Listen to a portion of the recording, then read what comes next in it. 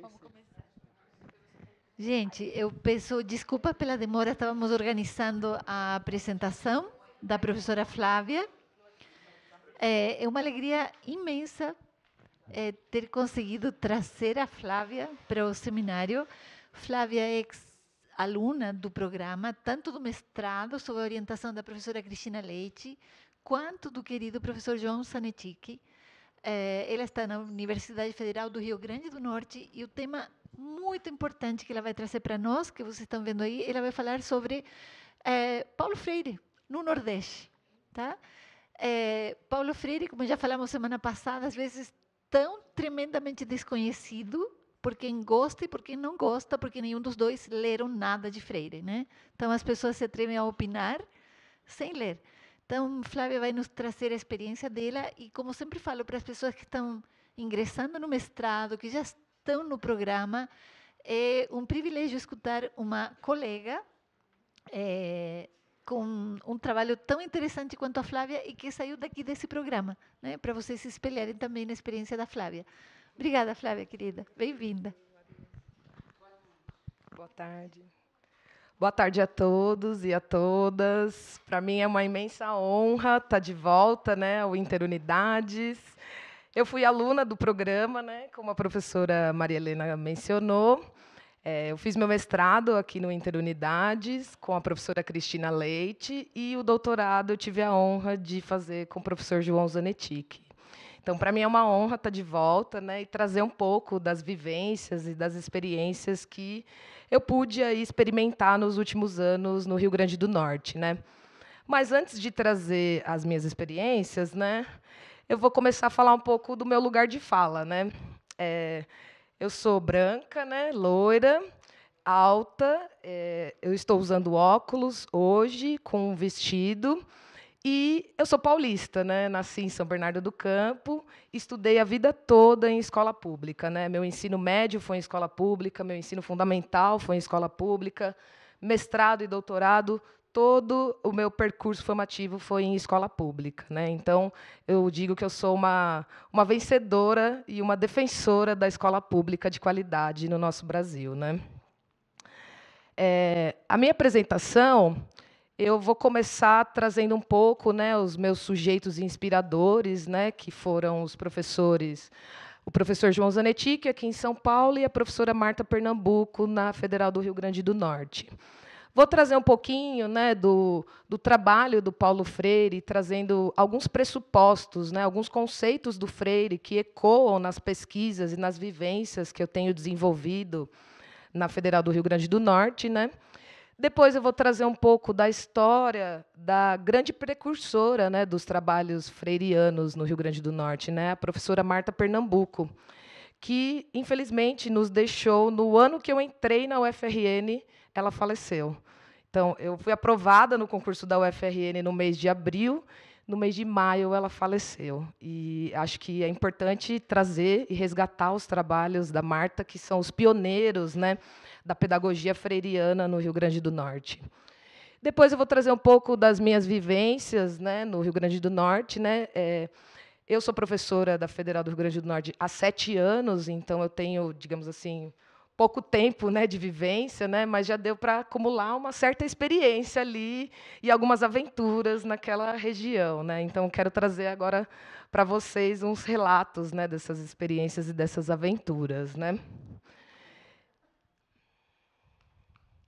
Bom, os grandes sujeitos inspiradores, né, do diálogo freiriano e do diálogo no ensino de ciências, né, foi o professor João Zanetti e a professora Marta Pernambuco, né. Esses dois professores, né, foram grandes pioneiros da área de ensino de física, mas principalmente nos trabalhos, né, que envolvem aí o Paulo Freire e os referenciais de cultura e humanísticos, né. O Zanetti, né, para quem não conhece, para quem digamos assim, está chegando agora na área de ensino de física, ensino de ciências, né? Ele foi professor aqui do Instituto de Física e teve uma grande contribuição desde a sua tese de doutorado. Até antes da tese de doutorado, né, o João já tinha uma presença marcante na área de ensino de física, né? Mas a sua tese ela é considerada um marco no ensino de física, né, que é a tese Física também é cultura. Ela foi finalizada em 89, mas a defesa só aconteceu em 1990. Então, tem hora que ela aparece com a referência de 89 e tem hora que ela aparece com a referência de 1990. Né? Para quem não sabe, ele trabalhou também com Paulo Freire, né, na gestão da Luíza Erundina. Né? Então, ele teve uma vivência, uma experiência diretamente com o Paulo Freire. E ele trabalhou também como editor na Revista Brasileira de Ensino de Física. Né? Ele editou o primeiro número da Revista Brasileira de Ensino de Física e, durante vários anos, né, ele contribuiu diretamente para o crescimento e amadurecimento dessa revista, que é uma das revistas mais importantes que a gente tem na nossa área. Né? Mas, para quem não conhece, o João Zanetti ele tinha um lado muito além da vivência dele na universidade, na pesquisa. Né? Ele era um agente e um grande político, né, vamos dizer assim. Né? Ele lutava desde a sua tese, desde, digamos assim, dos primórdios da carreira dele, da vida dele, por uma escola pública de qualidade. Né? E não era uma escola pública só na universidade, mas também uma escola básica. Né? Então, a própria tese do João Zanetti, no início, ele defende, né, essa ideia de que ele preza por uma escola pública de qualidade, que ele vai defender e lutar por essa escola pública. Né? Além disso, deixa eu respirar, estou começando a falar rápido. Além disso, o João também lutou, ao longo de toda a vida, né, contra o desmonte da universidade pública. Né? Ele presenciou inúmeras eras da Universidade de São Paulo e presenciou o sucateamento, né, crescendo em larga escala ao longo dos últimos anos. Né? E também lutou contra a precarização do trabalho do professor. Né? Então, além dele lutar contra a precarização da universidade pública, mas também contra as más condições do trabalho dos professores, né, tanto na universidade quanto na educação básica. Ele presidiu a DUSP por 2 vezes, né, em 91 e 2009, e ele contava para a gente, quem era aluno dele, né, presenciava isso, que ele só defendeu o doutorado para conseguir ser presidente da DUSP. Então, o doutorado dele era uma luta política para ele, né? Não era só uma questão de produtividade, né? Era por um posicionamento político. Né? Ele se engajou na luta pelo hospital universitário, né, que a gente viu sendo desmontado nos últimos anos, nas últimas décadas, né, e se engajou efetivamente. Né? Aqui eu trouxe uma imagem de uma manifestação que ele participou já no final da vida dele, né, defendendo aí o HU e defendendo contra, né, o sucateamento do nosso hospital universitário. E também, para quem conhecia ele de mais de perto, né, ele era um grande corintiano que defendia a democracia corintiana. Né? Então, era um corintiano ferrenho, aí, paulista. Né? Então, eu queria convidar todos vocês, para quem não sabe, quem ainda não soube desse evento, né, a gente vai ter hoje um evento aqui, no ADMA, aqui é o ADMA, né? Aqui no ADMA, às 19 horas, que vai ser uma homenagem ao professor João Zanetti, que faleceu o ano passado. Então, quem puder participar, fica o convite. Né? É uma grande homenagem organizada pela DUSP, mas que vocês, estudantes, também podem participar. Então, fica esse convite a priori. Né? Outro sujeito, né, outra personagem importante aí que nos inspira no diálogo freiriano é a professora Marta Pernambuco. A professora Marta Pernambuco, muitos de vocês talvez não conheçam, né, mas ela é paulista, né, ela foi paulista, né, nasceu em São Paulo e faleceu em São Paulo em 2018, e foi uma grande intelectual, né, que estudou o seu próprio tempo para tomar decisões cabíveis às emergências do seu contexto social e atuar nele. Né? Então, ela foi uma grande freiriana que atuou no contexto educacional dos diversos estados que ela passou ao longo da vida dela. Né? Ela também foi aluna do nosso programa, né, do PIEC. Ela defendeu a dissertação de mestrado, orientada pelo Ernest Hamburger, né, em 1982, com o título Ensino de Ciências a partir dos problemas da comunidade. Né. E, analisando os trabalhos da professora Marta, né, tem uma dissertação de mestrado de um dos alunos da Marta, analisou toda a história e a visão educacional e formativa da Marta. Né, e ele disse o seguinte, né, que o caminho da pós-graduação deu para Marta a concepção prática do que é atuar de forma convergente entre ensino, pesquisa e extensão. Então, a Marta foi uma grande professora que atuou nessas 3 esferas de maneira bastante interligadas, né? E, ao mesmo tempo que atuava como discente de mestrado e docente em formação no ensino, ela atualizava as inquietações e resoluções de pesquisa e transbordava nas atividades de extensão. Então, quando ela fazia o mestrado aqui no nosso programa, no PIEC, ela também realizava atividades de extensão e atividades de formação com os professores da cidade de São Paulo. E pensando, junto nessa atuação, né, na popularização da ciência por meio do ensino, desde os primeiros anos da aprendizagem escolar. Então, a Marta também participou bastante, né, vamos dizer assim, de atividades de formação de professores dos primeiros anos, das primeiras séries do ensino fundamental, né, nas séries iniciais. Não vou falar muito da Marta agora, porque daqui a pouco eu vou trazer a contribuição da Marta na UFRN, porque a Marta foi professora da UFRN por mais de 30 anos e teve um grande grupo de pesquisa que pesquisou inúmeros trabalhos, inúmeros desdobramentos do Paulo Freire, né, no Rio Grande do Norte, principalmente em Natal. Então, daqui a pouco eu vou trazer um pouco mais dos trabalhos dela e vocês vão ver qual foi a grande contribuição dela em termos freirianos, né? Mas antes da gente falar um pouco mais da Marta e dos meus trabalhos que a gente desenvolve no Nordeste, né, em Natal, vou trazer um pouco dos pressupostos do Paulo Freire que estão presentes no Nordeste, né? Então, o Paulo Freire ele tem uma grande obra, né, e diversas ideias ecoam em diversas áreas e diversas regiões, né? E algumas dessas ideias ecoam com bastante evidência, né, com bastante força no Nordeste, né? O Paulo Freire, para quem não sabe, né, ele realizou os primeiros diálogos no Recife. Paulo Freire é pernambucano, foi um nordestino, né, um brasileiro nordestino, e em 1943 ele cursou Direito na Universidade do Recife, profissão que ele não exerceu ao longo da vida dele, né? Em 1947, ele foi nomeado diretor do Departamento de Educação do SESI, né, do Serviço Social de Indústria do Pernambuco. Obrigada, Maria. E aí foi quando ele começou os trabalhos dele com a alfabetização de jovens e adultos, né, e trabalhadores da indústria ligados ao SESI. Em 59, ele passa a assumir a cátedra de História e Filosofia da Educação na Escola de Belas Artes da Universidade do Recife e defende a tese Educação e Atualidade Brasileira, né? Em 61, ele assume aí o cargo de diretor do Departamento de Extensões Culturais da Universidade do Recife, né?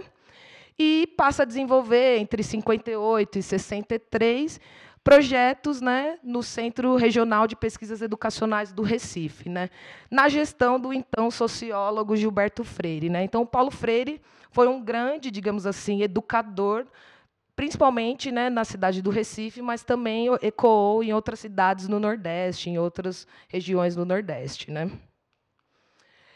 No Rio Grande do Norte, o Paulo Freire tem uma contribuição ímpar, que é uma das contribuições talvez mais famosas da história da vida dele, né?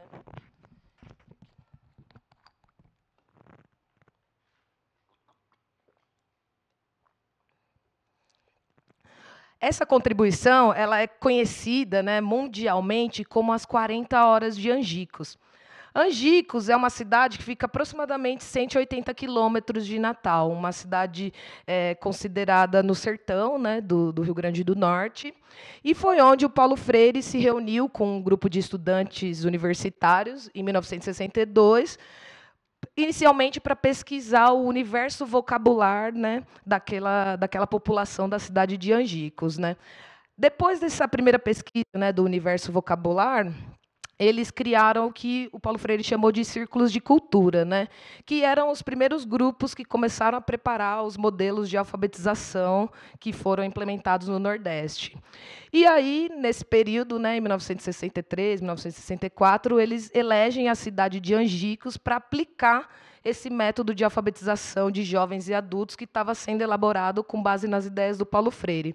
E eles aplicam com cerca de 300 trabalhadores que são alfabetizados após 40 horas de estudo e de implementação do método Paulo Freire. Daí que vem o nome, né, as 40 horas de Angico, né? Foi conseguir aí alfabetizar esses trabalhadores em 40 horas, né? Mas o Paulo Freire, a gente sabe que ele tem algumas influências, né? E quais são as principais influências de visões de mundo e visões ideológicas e filosóficas freirianas, né? O Paulo Freire tem uma grande influência do humanismo, né? Principalmente com o seu compromisso, né? Da humanização verdadeira, o seu humanismo científico, que vai além da doxa, né? Mas é um humanismo mais criterioso, mais rigoroso. Ele tem uma influência marxista, né, que se relaciona com a dimensão social do conhecimento, né, que, para ele, a construção do conhecimento e a conscientização é uma ação social, é uma ação coletiva, né, não é uma conscientização individual, não é uma ação única do sujeito, mas sim construída pelo coletivo, né. E ele também tem certas influências do cristianismo, né, principalmente na tríade freiriana, que a gente chama, né, ação, reflexão e ação, que é inspirada do ver, julgar e agir do cristianismo, né? Então, tem também uma grande linha de pesquisa, de estudos do cristianismo, que analisam aí as concepções do Paulo Freire, né? E, para o Paulo Freire, o que são os sujeitos, né? O que são, digamos assim, alguns pressupostos dos Freire, né? Para o Freire, o sujeito, né, é um ser histórico-social e parte de uma determinada comunidade. Então, não é um sujeito individual, não é um sujeito localizado único no espaço e tempo, mas ele está localizado dentro de um contexto social, de um contexto cultural, da comunidade que ele vive, da comunidade que ele está imerso, né? E, para o Paulo Freire, o sujeito ele se humaniza e se constrói no tempo histórico em determinado espaço social. Então, não é, digamos assim, uma perspectiva construtivista individualista, mas uma perspectiva social e coletiva. E, para o Freire, o sujeito, né, ele não existe por acaso, e ele também não se transforma por acaso. Ele existe por conta da realidade social e ele se transforma por conta da realidade social. A realidade social influencia diretamente na formação do sujeito, na formação de quem é a pessoa.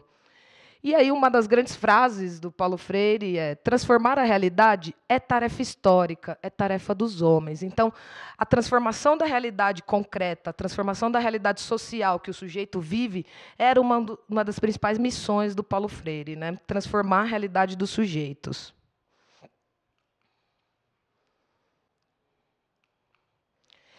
E, para o Paulo Freire, o que seria o conhecimento, né? O conhecimento seria a tarefa de sujeitos, né, e não de objetos, né? Então, se a gente está falando de sujeitos, não pode objetificar os estudantes, não pode objetificar os sujeitos como tábulas rasas, que vão apenas receber os conhecimentos, mas sim, a gente precisa humanizar esses sujeitos num contexto histórico e num contexto social.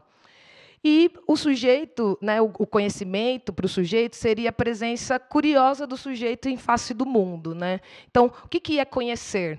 É você ter uma presença curiosa na realidade concreta que você vive, no contexto que você vive, no mundo que você vive, né? E o conhecimento exige uma ação transformadora da realidade. Então, essa palavrinha, né, transformadora, era uma das palavras mais importantes, né, na filosofia e na pedagogia do Paulo Freire, né? O importante é que a ação tenha uma finalidade da transformação. Então, não é agir por agir, mas é agir para transformar a realidade do sujeito, né? Então, o conhecer não é o ato através do qual um sujeito transforma em objeto, recebe dócil e passivamente os conteúdos que o outro lhe dá e impõe. O conhecer é atuar e transformar a sociedade, transformar a realidade em que o sujeito vive. Então, o conhecimento para o Paulo Freire ele vai ser construído nas relações sociais e a realidade local, o contexto local dos sujeitos, é o que vai gerar esse conhecimento. Então, o mais importante é localizar o sujeito dentro da realidade social, dentro do contexto social que ele está inserido. Estou falando muito rápido.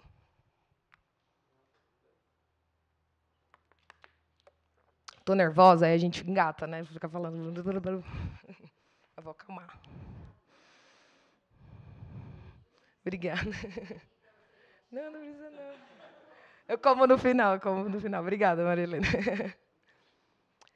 Outro pressuposto do Paulo Freire é a dialogicidade, né? É muito comum e recorrente a gente associar o termo diálogo a uma concepção freiriana, mas o que significa o diálogo no sentido freiriano, né? A primeira pergunta que a gente tem que fazer é: dialogar com quem? E sobre o quê, né? O que é o diálogo freiriano? Com quem e sobre o quê? Sobre as contradições locais, os problemas da realidade local, as situações limite que cada comunidade vive, que cada região vive.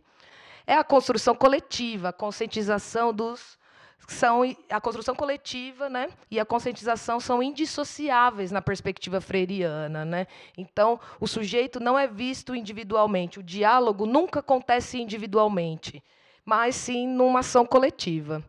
E o diálogo é como uma ação essencialmente humana, construída dessas duas dimensões indissociáveis, a ação e a reflexão.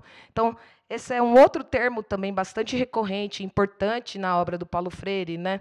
A praxis. O que é uma praxis, né? É a ação e a reflexão indissociáveis, né? Não dá para o sujeito agir sobre o mundo que ele vive sem refletir e sem transformar o mundo que ele vive. E o processo de conscientização, para o Paulo Freire, ele é efetivado por meio do diálogo, por meio da dialogicidade e dessa construção coletiva que ele defende entre os sujeitos, né?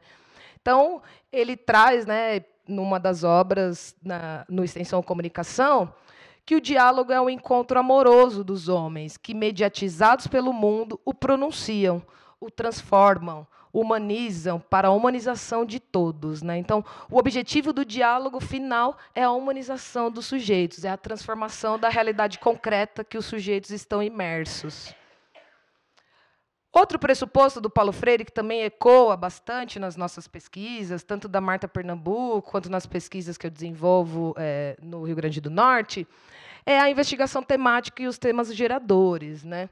A investigação temática, para o Paulo Freire, seria o primeiro passo para a gente conhecer a realidade concreta e objetiva que os nossos alunos, que os sujeitos estão imersos, né? Seria o primeiro passo da escolha do conteúdo programático que a gente deveria ter como professores, né? Conhecer a realidade dos nossos alunos, conhecer a realidade dos sujeitos, né?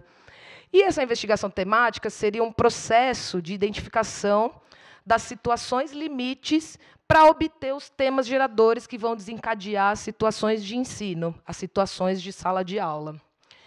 E esse processo, né, de investigação temática, ele surge na obra do Freire, primeiramente num contexto de educação não formal, uma prática de alfabetização para adultos, né, que consistia na utilização das palavras geradoras, principalmente naquele contexto das 40 horas de Angicos, né? Então, o objetivo, né, era primeiro levantar as palavras geradoras usadas no próprio vocabulário da comunidade.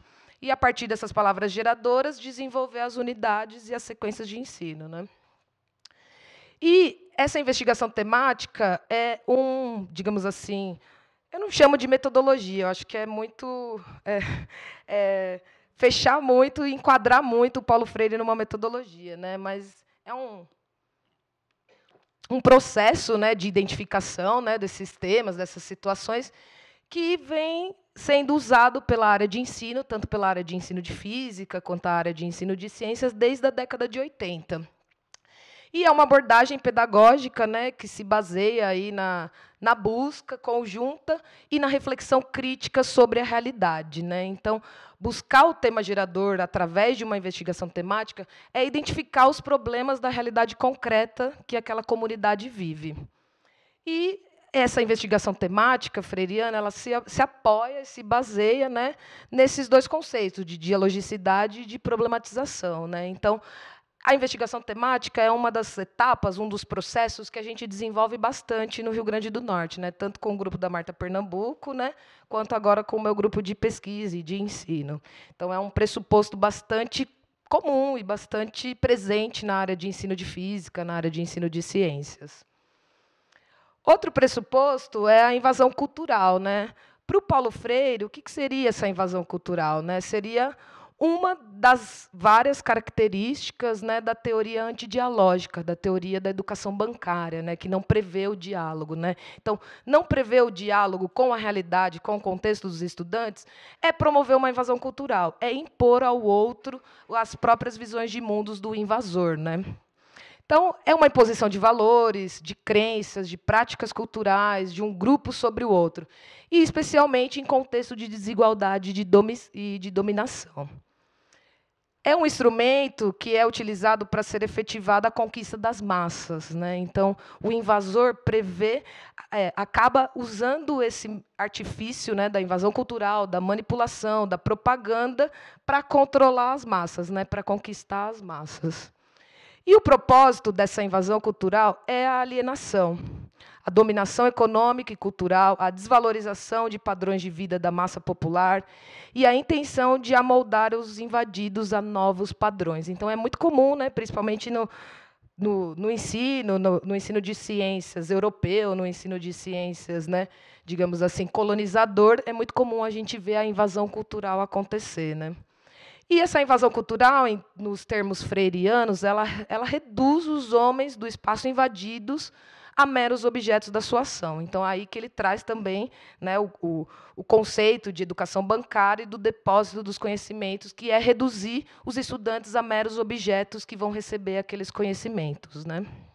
Então, esses pressupostos do Paulo Freire são o que aparecem em algumas das pesquisas, né, desenvolvidas pelo grupo da Marta Pernambuco e desenvolvidas por mim e pelo meu grupo. Eu não chamo de grupo ainda, porque eu ainda não tenho um grupo, essa coisa assim, de grupo de pesquisa, né? Eu não tenho isso ainda, estou começando agora, né? Mas eu diria pelas as aventuras e as vivências que eu tenho ali na UFRN, no Rio Grande do Norte. Bom, e aí a pergunta que não quer calar, né? Como essas ideias freirianas estão em movimento, né, nas vivências de pesquisadoras da UFRN, né? Então, antes de começar a falar um pouco da minha vivência e um pouco das minhas aventuras, eu vou trazer para você um pouco da história mais profunda da Marta Pernambuco, da grande precursora das ideias freirianas no Rio Grande do Norte e na UFRN. Então, as primeiras vivências freirianas na UFRN, no Rio Grande do Norte, a gente pode dizer que são atribuídas às ideias e aos trabalhos da Marta Pernambuco e do grupo que ela fundou em 1994. A Marta, em 1976 e 1977, né, ela atuou como professora substituta do Departamento de Física da Universidade Federal do Rio Grande do Norte. Atualmente é o departamento que eu sou professora, né, o Departamento de Física. E, nessa aventura, ela fez parte aí do que a gente chama de um momento histórico de consolidação e crescimento da universidade, né? Então, o campus da UFRN de Natal, que é o nosso campus central, ele nasceu em 1958. E, logo nas primeiras décadas, né, a Marta já pôde participar aí da organização curricular do curso de Física, da organização curricular de vários projetos e programas de formação de professores desse período, né? E essas pesquisadoras, tanto a Marta, né, como a Cristina Delpan, né, eram pesquisadoras aqui do Departamento de Física, do nosso programa, né, do PIEC. As duas faziam mestrado nesse contexto, né, no PIEC. Elas vão para a UFRN justamente com esse intuito, né, com o intuito de organizar os programas de ensino e os cursos de formação de professores da região, de Natal e do Nordeste. E as primeiras experiências delas se deram em um município que fica a aproximadamente 50 quilômetros de Natal, que é o município de Nísia Floresta, que foi quando elas ofereceram um programa de assessoria a professores de ensino fundamental dos anos iniciais, de primeira a quarta série, né, e começaram a traçar aí o que a gente chama da metodologia, né, da investigação temática e da metodologia dos 3 momentos pedagógicos, né? Então, não só o José Angotti e o Demetrio Delizankov participaram dessa elaboração dessa metodologia, mas também as professoras Marta Pernambuco e Cristina Delpan. Então, é importante, né, referenciar essas duas mulheres, né, que são apagadas na história do ensino de física, né? Geralmente, a gente cita só os homens, né? E essas duas mulheres são apagadas. Entre 1978 e 1980, a Marta ela tem aí momentos de idas e vindas entre São Paulo e o Rio Grande do Norte, né? Ela atuava como professora substituta, o contrato acabou como professora substituta em Natal, ela voltou para São Paulo e continuou voltando para Natal e desenvolvendo algumas pesquisas, alguns projetos no Rio Grande do Norte, né?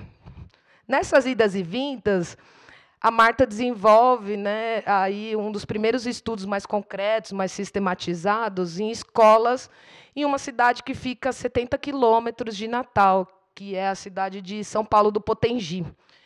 E nesses estudos, né, em São Paulo do Potengi, ela tinha o objetivo de reorientar os programas, né, das escolas de ensino de ciências em uma proposta voltada para a comunidade local. Então, historicamente, né, alguns alunos da Marta que, digamos assim, estudaram esse movimento, né, da vida da Marta Pernambuco, eles atribuem essa experiência em São Paulo do Potengi como a primeira experiência significativa que gerou as ideias e a filosofia da Marta Pernambuco. E, nessa experiência, em São Paulo do Potengi, no Rio Grande do Norte, né, ela defendia que o papel do intelectual não era apenas fazer o diagnóstico da realidade local, mas era também atuar sobre essa realidade local, né, convocando as forças de conjunção, ou seja, convocando os diversos atores que participam da realidade local, tanto a comunidade escolar dentro da escola, quanto a comunidade fora da escola, quanto também os grupos sociais, os movimentos sociais que participam também daquela comunidade. E aí, nesse sentido, aparecem, né, as ideias do Paulo Freire, dos colégios vocacionais e as experiências do movimento de educação de base do RN, que são os primeiros movimentos aí que a Marta vai participar, constituindo os trabalhos dela freiriano, né? Em 1984, a Marta ela retorna para o UFRN, então ela passa um momento, né, um período da vida dela de idas e vindas, né, entre São Paulo e o Rio Grande do Norte. E, em 1984, ela volta para a UFRN novamente como substituta, agora no Departamento de Educação. E, nesse contexto, ela elabora, junto com a Cristina, a amiga dela de pós-graduação, né, o projeto de ensino de ciências a partir dos problemas da comunidade. E aí começa a ficar mais claro a ideologia, a filosofia da Marta Pernambuco freiriana, né, que é trabalhar a partir dos problemas da comunidade, a partir dos problemas reais que a comunidade escolar vive, né. Nesse projeto, elas elaboram aí um programa e materiais didáticos para turmas de terceira, quarta série de São Paulo do Potengi, envolvendo os temas da água e da agricultura, que eram temas, digamos, mais críticos da realidade local de São Paulo do Potengi, né. E esse projeto foi desenvolvido com 15 professoras, né, inicialmente, além de 2 coordenadoras locais e uma colaboradora, né, formada do serviço social e outra do curso de pedagogia, né. Então, esse projeto aí, digamos assim, é quando a gente consegue ver a filosofia freiriana implementada no Rio Grande do Norte, né, partindo dos contextos locais, partindo dos problemas e das problemáticas reais que foi desenvolvido os temas de ensino de ciências. A equipe desse projeto não era só a professora Marta e a Cristina, mas também tinha o Demétrio, o Angotti, a Nadir Delizoikov, Aura Simões e dentre outros participantes, né. Esse projeto foi um dos precursores, então, dessa perspectiva, né, do ensino de ciências a partir dos problemas da comunidade. Ele foi implementado no Rio Grande do Norte em 1984 e 1985, na primeira edição, e depois ele foi renovado por mais 2 anos e implementado em 86 e 87. E aí, como esse projeto foi desenvolvido no interior, na cidade de São Paulo do Potengi, houve uma necessidade de transpor ou entender um pouco mais de como seria a aplicação desse projeto em uma escola urbana, em uma escola localizada na Grande Natal, ou na região ali próximo da cidade de Natal. E foi escolhida a Escola Estadual Jorge Fernandes, né, que é uma escola localizada do lado da UFRN, é uma escola com mais de 50 anos de idade, né, vamos dizer assim. Ela fica no bairro de Lagoa Nova, que é um bairro do lado da UFRN, e tem uma centralidade, vamos dizer assim, na cidade de Natal. E tem uma referência aí da realidade urbana da cidade de Natal. E a ideia era que, nos mesmos moldes do que estava sendo executado em São Paulo do Potengi, fosse realizado um estudo de ensino de ciências, né, para séries iniciais na Escola Jorge Fernandes, que era uma escola urbana da cidade de Natal. Em 1988, né, a Marta, com a reforma administrativa, né, ela passa a fazer parte do quadro efetivo de professores da UFRN, né? Então, ela passa a compor o quadro aí de docentes do Departamento de Educação e começa, em 89, uma nova jornada, que é a tese de doutorado, que ela fez aqui também na USP, né? Orientada pelo professor Luiz Carlos de Menezes, né? Inicialmente, a tese de doutorado da Marta ia ser um desdobramento da pesquisa que ela tinha feito no mestrado em São Paulo do Potengi. A dissertação da Marta Pernambuco é uma análise da experiência dela em São Paulo do Potengi. Então, quem tiver quiser um dia ler a dissertação da Marta Pernambuco, vocês vão conhecer de perto a experiência dela nessa cidade do Rio Grande do Norte, né, São Paulo do Potengi. Mas aí, quando ela vem para São Paulo iniciar o seu doutorado, o orientador dela, o Menezes, né, propõe ampliar essa temática de pesquisa para outras áreas de conhecimento, sair, né, do contexto de São Paulo do Potengi. E aí a ideia é que a Marta passe a estudar outra realidade e outro contexto. Nisso surge, entre 1989 e 1991, né, a Secretaria Municipal de Educação de São Paulo, que estava sendo aí coordenada pelo professor Paulo Freire. E aí Marta passa a trabalhar diretamente com o Paulo Freire e a estudar esse novo contexto educacional, que é o contexto, o contexto de São Paulo agora, né? Já como professora da UFRN, a tese de doutorado dela é sobre a experiência desenvolvida no município de São Paulo.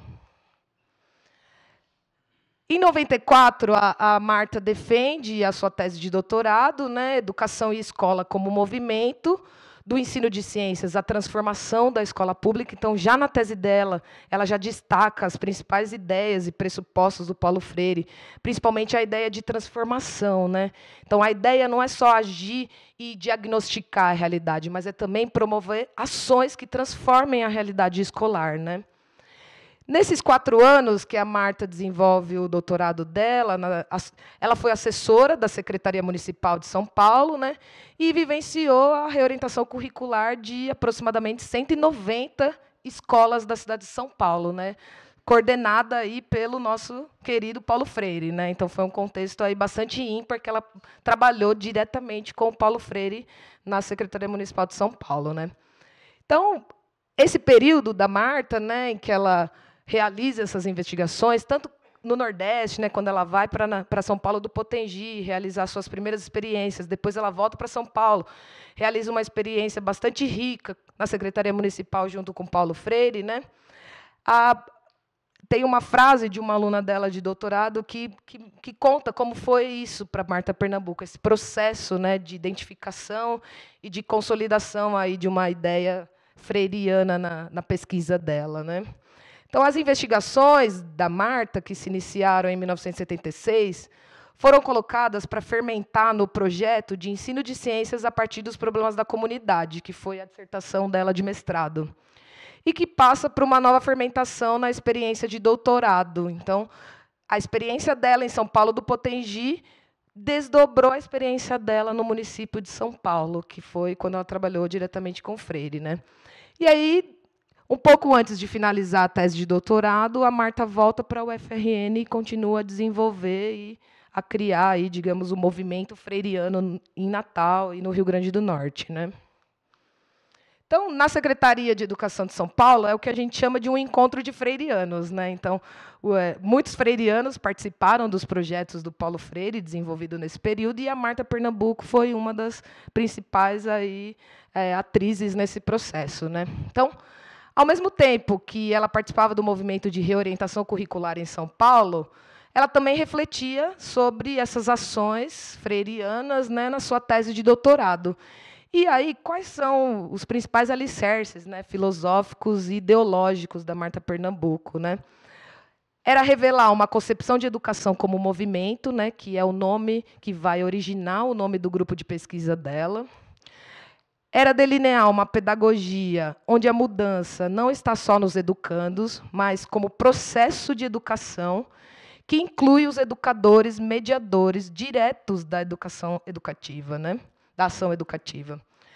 era mudar a escola e a organização do sistema escolar, e, sobretudo, o processo de reflexão das práticas pedagógicas, né? Então, o objetivo dela era transformar a escola, mudar a escola e a organização do sistema escolar, né? E a pedagogia do movimento, que é o termo aí que vai aparecer no grupo de pesquisa da Marta, né, supõe o movimento gerado na sua própria elaboração, né? Então, a pedagogia do movimento ela surge desde a elaboração do movimento, lá dos primeiros trabalhos dela em São Paulo do Potengi. Então, claro, a história da Marta ela é muito extensa, a gente tem inúmeros trabalhos para trazer aqui, inúmeras concepções interessantíssimas, né? Mas eu estou trazendo só um en passant. Essas informações, quem quiser, eu posso passar depois, porque tem alguns estudantes da Marta Pernambuco, né, algumas dissertações de mestrado e teses de doutorado que analisaram todo esse movimento, né, dos trabalhos da Marta no Nordeste. E eu posso passar para vocês, quem tiver interesse em mergulhar nesses temas, né. Depois, né, nesse movimento de idas e vindas entre São Paulo e Rio Grande do Norte, a Marta volta para o Rio Grande do Norte em 92 e funda, em 94, o Grupo de Estudos de Práticas Educativas em Movimento, que é o GEPEM. É um grupo que tem até hoje no Centro de Educação da UFRN, né? Atualmente ele é coordenado por outra professora, mas ele segue todos os pressupostos freirianos cultivados e plantados pela Marta Pernambuco. Ele surge aí como um desdobramento, né, do grupo de estudos de ensino problematizador em ciências da UFRN e desenvolve projetos que proporcionam um espaço de articulação nas dimensões de ensino, extensão e pesquisa. E o pensamento coletivo é o pensamento, digamos assim, mais vigente entre os participantes desse grupo da Marta, né? Então, ele é construído, né, a partir das atuações em processos educativos nas pesquisas, que parte de 3 princípios, né? O sujeito como ser histórico-social, que faz parte de uma determinada comunidade. O conhecimento é construído nas relações sociais, então é um grupo que constrói as propostas de ensino, os cursos de formação de professores, e até mesmo as dissertações e as teses de forma coletiva, né? E a perspectiva freiriana da dialogicidade numa construção coletiva a partir da ação, reflexão e ação está presente aí entre todos desse grupo, né, do GEPEM, né? Então, a ideia é que o grupo do GEPEM perpetuasse, né, as ideias freirianas através dos trabalhos e dos movimentos traçados pela Marta Pernambuco. Então, para Marta Pernambuco, né, analisando essas teses e dissertações dos estudantes que analisaram, né, a concepção dela e os movimentos dos projetos que ela realizou, né, conhecer é aprender o mundo em suas relações. Um processo necessariamente dinâmico, no qual, através de ações físicas e mentais, os diferentes sujeitos constroem em uma interação coletiva novas formas de relacionar e compreender o mundo. Então, para Marta, era uma interação coletiva que gerava a construção do conhecimento. O coletivo era bastante importante para gerar as pesquisas e gerar as reflexões do seu grupo de pesquisa, né? E os integrantes do GEPEM, que participaram aí do grupo da Marta, né? Para esses integrantes, a realidade dos sujeitos é a geradora dos conteúdos. Então, o que vai gerar as situações desencadeadoras das propostas de ensino na sala de aula, dos cursos de formação de professores? A realidade dos sujeitos, a realidade da escola, a realidade dos estudantes, né? E esse princípio perpassava aí todas as ações educacionais do GEPEM. Então, para todos os integrantes do GEPEM, quer dizer, a grande maioria dos integrantes do GEPEM, né, o princípio de partir da realidade dos sujeitos era o princípio fundamental das pesquisas desenvolvidas, né? E ocorria, né, esse princípio das ações, né, coletivas, né, do GEPEM, tanto nas situações escolares para os alunos, né, quanto nas situações de aprendizagens não formais e movimentos sociais, né? A Marta também teve aí uma grande participação nos movimentos sociais, né, principalmente no MST e vários outros movimentos, né, em que ela buscava, né, aproximar o ensino de ciências, a educação da realidade social desses sujeitos, né? Aí eu trouxe para vocês um recorte assim de alguns nomes, né, de alguns sujeitos que participaram do grupo da Marta Pernambuco, principalmente nos primeiros anos do grupo, né, ali em meados da década de 90, né? Alguns participantes da UFRN, né? Atualmente, quem coordena o grupo é a Maria Carmen Rego, né? A Carmen que coordena o grupo do GPEM, mas tem vários outros personagens, vários outros participantes aqui que já são professores de universidades no Rio Grande do Norte e no Nordeste, né? E o grupo do GPEM, da Marta, também tinha aí participantes externos ao FRN, né? O Angotti, o Delisokov, que eram colegas e colaboradores da Marta desde o mestrado, desde o início, né? Dos trabalhos da Marta. O próprio Zanetti, que também colaborava com o GPEM, né? A Alice Pearson, o Carlos Nereu, a Nadir Castilho e o Antônio Fernando Gouveia, que também é um grande estudioso do Paulo Freire, né? Então ele também colaborava aí com o grupo do GPEM, da Marta Pernambuco.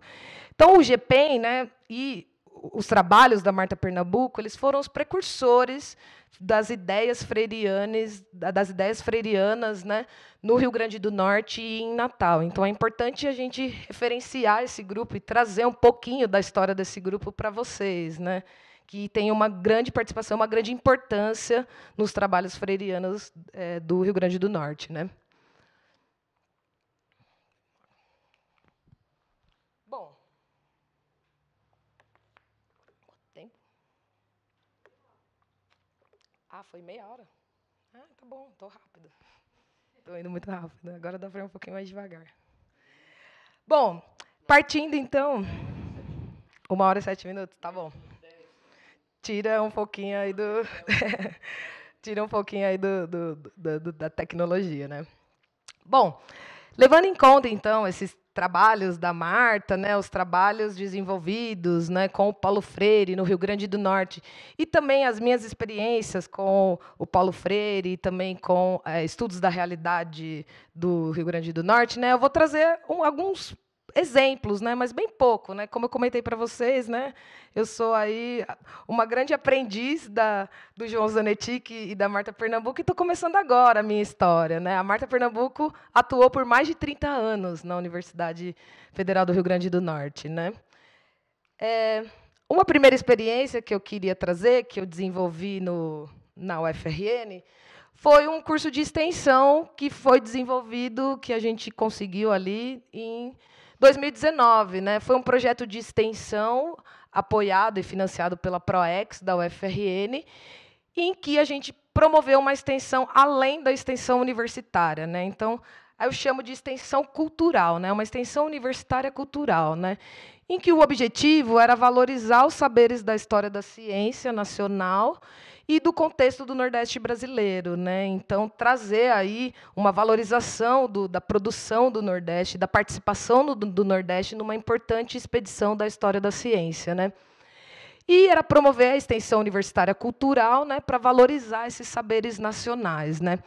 Nesse curso de extensão, por que a gente conseguiu, né, estabelecer e desenvolver uma extensão universitária cultural, né? Porque a gente conseguiu fazer uma viagem para a cidade de Sobral, no Ceará, né, na semana comemorativa do centenário do eclipse de 1919. Né? Então, a gente conseguiu sair dos muros da universidade, né, e promover uma extensão cultural de vivência regional na cidade de Sobral, né, no interior do Ceará. E essa vivência da cultura local, né, eu diria que foi a experiência mais rica desse curso, né? A gente conseguir valorizar o papel do Nordeste, valorizar uma cidade nordestina, né, num importante episódio histórico da ciência e da física, né, que foi o eclipse de 1919, né? Depois, né, entre 2019 e 2022, a gente tem aí, né, um grande evento na história da humanidade, que foi a pandemia, né? Então, alguns projetos foram aí, digamos, pausados nesse momento, né? Mas em 2022 a gente retoma com os projetos a full, né, na UFRN, e eu passo a coordenar o projeto do PIBID, da física, né? Então, o PIBID de física, né, eu passei a coordenar, na verdade, ele em 2020, na pandemia, mas eu substituí um coordenador que estava saindo do projeto, né? Então, não era o meu projeto.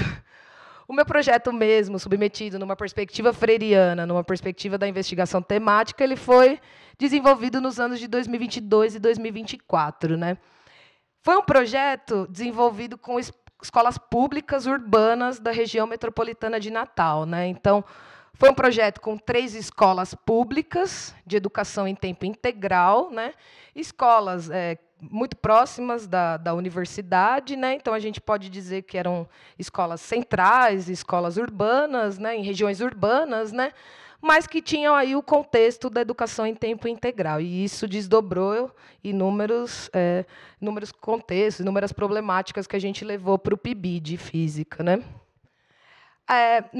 Nesse projeto, a gente começou o projeto, né, desenvolvendo a investigação temática dos problemas das comunidades que tangem aquela escola que a gente estava trabalhando, né? Então, a primeira parte do projeto era realizar essa investigação temática para levantar as situações limite que a escola, digamos assim, poderia vivenciar. Essa investigação temática foi realizada pelos estudantes do PIBID, pelos bolsistas dos PIBIDs, que elaboraram todo um protocolo, uma metodologia de investigação temática e realizaram essa metodologia para levantar esses temas, né? E, a partir dessa investigação temática, foram construídos, né, projetos de ensino de física partindo dos problemas da comunidade que tange essas escolas, né? E aí, eu queria mostrar para vocês um vídeo, que é um vídeo interessantíssimo, né? Uma das escolas fez uma investigação temática no âmbito do projeto do PIBID, que começou a partir de um vídeo que foi uma manifestação feita pelos alunos que saiu no jornal, na TV de Natal. E aí, essa manifestação saiu em todos os jornais da cidade de Natal, todos os noticiários, né? Aquele Bom Dia Brasil, Bom Dia, todos os jornais. Eu não sei o nome lá, são outros nomes, eu não assisto. Mas acho que dá para estabelecer um paralelo, né? Bom Dia Brasil, nesses jornais, né? E foi uma manifestação dos estudantes, dos secundaristas, né? Que começaram a questionar do excesso de calor que eles estavam vivenciando naquela escola, né? Podemos passar esse vídeo, Beatriz? Eu trouxe o vídeo para vocês, que a gente fez alguns recortes, né? E daí que começou os nossos projetos de ensino, a partir desse vídeo da manifestação dos estudantes. Precisa do microfone? Todo mundo acompanhando o balanço geral. Balanço Geral o nome do noticiário, mas eu não tenho ideia.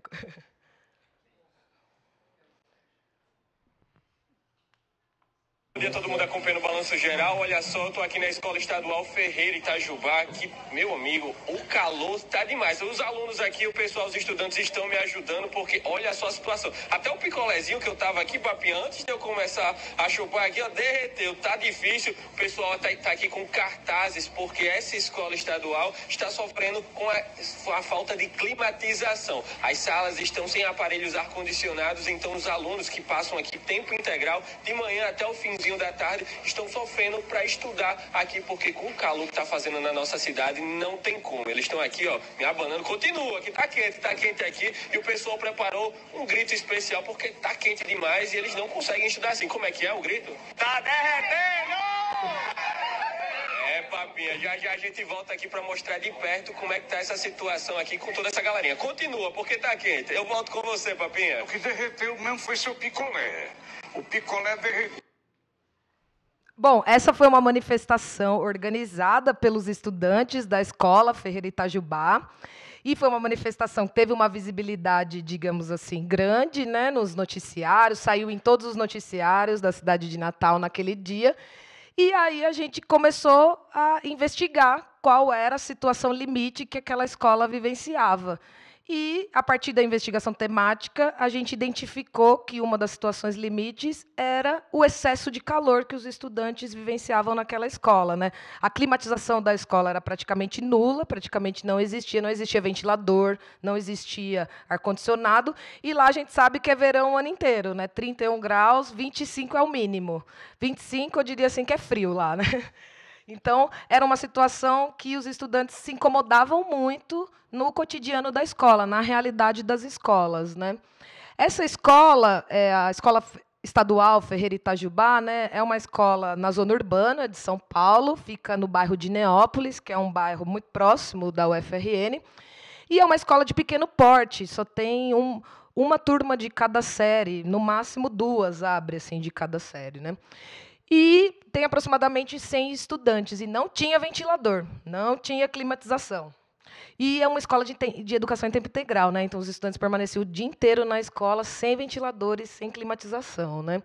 E essa manifestação, né, ela denunciou o excesso do calor na escola e gerou aí, digamos assim, o nosso tema gerador para um projeto de ensino que a gente desenvolveu.